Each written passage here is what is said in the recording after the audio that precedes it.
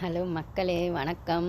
என்ன நம்ம தலைவர் மாஸ் பண்ணிட்டார் போல இருக்கே. ரொம்ப நாளைக்கு அப்புறம் எனக்கு பிடிச்ச மாதிரி விஜய் சேதுபதி ஹோஸ்ட் பண்ணியிருக்காங்க. இல்லை நிறைய பேருக்கு பிடிச்ச மாதிரி.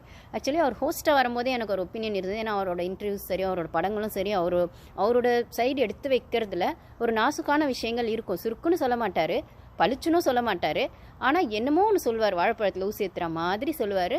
அதே மாதிரி இருக்கிற நியாயமான ஃபேக்ட்ஸையும் ஒரு மாதிரி ஒரு மாதிரி சொல்லுவார். ஆனால் புரியும் அது.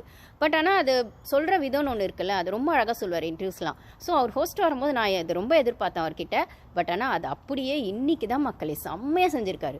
நான் விஜய் சார் அவர் ஹோஸ்ட்டாக வந்தால் இப்படி பேசணும் அப்படின்னு நினச்ச விஷயத்த போன சீசனில் கூட நான் பெருசாக அதை ஃபீல் பண்ணலை. இந்த சீசனில் இந்த எபிசோட் தான் மாஸ், பக்கா மாஸ் அப்படிங்கிற மாதிரி இருந்தது மக்களே. அப்புறம் அன்பு கேங்கு லவர்ஸ்லாம் இருந்தீங்கன்னா தெரியும் இன்றைக்கி எபிசோடு உங்களுக்கு சுத்தமாக பிடிச்சிருக்காது அப்படின்னு. ஆனால் அது பிடிக்கல அப்படின்றதுக்கு முன்னாடி அந்த அன்பு கேங் அவ்வளோ விஷயங்கள், அவ்வளோ பாலிடிக்ஸ் உள்ள சைலண்ட்டாக பண்ணியிருக்காங்க அப்படிங்கிறத விஜய்ஸ் எடுத்து வச்ச விதம் சும்மா வேற லெவலுங்க அப்படி தான் சொல்லணும். அப்போ உங்கள் பாருவும் கமருதீன்லாம் பாருவும் திவாகர் அடிக்கலையானா ஆமாம் அடித்தாங்க. அவங்களுக்கு அந்த அடி தேவை தான். ஏன்னா நான் ஆல்ரெடி சொன்ன மாதிரி பாருக்கிட்டேயும் மிஸ்டேக்ஸ் இருக்குது, திவாகர்கிட்டையும் மிஸ்டேக்ஸ் இருக்குது. இன்ஃபேக்ட் என்னோட வீடியோஸில் பாரு தயவுசெய்து இதை பண்ணாதீங்க, ப்ளீஸ் இதை பண்ணாதீங்க அப்படிங்கிற இடத்துல ரெஸ்பாண்ட் வித் ரியாக்ஷன் நான் ஒரு எக்ஸ்ப்ளனேஷன் கொடுத்துருப்பேன். அந்த இடத்துல தான் பாரு மிஸ் ஆகுறாங்க. அது கத்துறது அனாயிங், இரிட்டேட்டிங் அப்படிங்கிற இடத்துக்கு அது போகுது அப்படின்னும் போது அதை கொஞ்சம் குறைச்சிக்கோங்க பாரு, ரெஸ்பாண்ட் பண்ணுங்கள், ரியாக்ட் பண்ணாதீங்க அப்படின்ற மாதிரி நான் சொல்லியிருப்பேன். ஸோ அது ஒரு வீடியோவும் போட்டிருப்பேன், ஷார்ட்ஸாகவும் போட்டிருப்பேன். அப்படின்னு சொல்கிற இடத்துல என்னோடய ஷார்ட்ஸ் பார்க்குறவங்களுக்கு தெரியும்.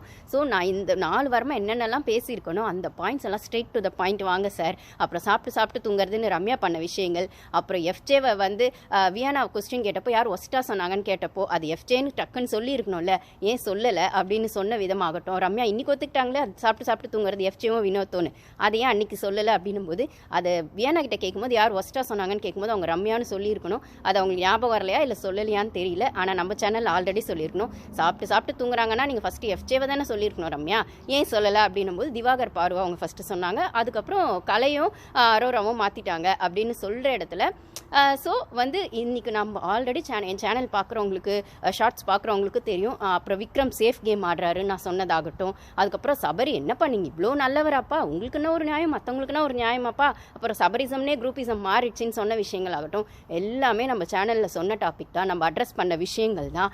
அதுக்கப்புறம் எஃப்ஜே டியூடு அண்ணன்னு சொல்கிறதாகட்டும், அது எவ்வளோ தூரம் சொன்னாலுமே அவர் அதை மாற்றிக்கலன்னு சொல்கிறதாகட்டும், அந்த சபரி அண்ணன் சொல்கிறது, இது எல்லாமே நம்ம சேனலில் அட்ரஸ் பண்ணி அதை கேட்டிருக்கணும், பண்ணியிருக்கணும். இல்லை இது இப்படி பண்ணுறீங்களேன்னு கேட்ட விஷயங்கள் தான் அட்ரஸ் பண்ணப்பட்டதுன்னா இதை பற்றி நம்ம 4 வாரமாக பேசிகிட்டே இருக்கோம் அப்படின்னு சொல்லும்போது இனிமேல் கேம் சேஞ்ச் ஆகுமான்றது விட நாளைக்கு வைல்டு கார்டு என்ட்ரி இந்த புரிதலோடு உள்ளே வரணும். ஏன்னா அவங்க உள்ளே எல்லாத்தையும் உடச்சி